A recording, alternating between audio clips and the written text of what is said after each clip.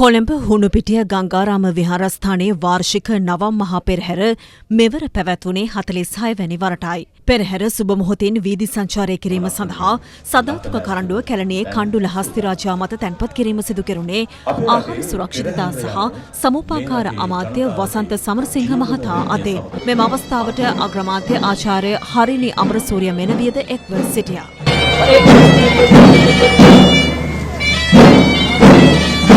නවම් මහා පෙරහැර සියලු ජාතීන් එකට එකතු කරන ආගමික සංහිඳියාව තියෙන තුනුරුවන් මුල් කරගත් ආගමික උත්සවයක් වුණත් එහි සංස්කෘතික ප්‍රවර්ධනය වසරෙන් වසර නවම් මහා පෙරහැර තුලින් දකිනවා. උඩරට පහතරට සබරගමු නර්තන සම්ප්‍රදායන්ගෙන් හෙබි නර්තනාංග රැසකින් සමන්විත වූ මෙවර නවම් මහා පෙරහැර අලි ඇතුන්ගෙන්ද අලංකාර වී තිබුණා.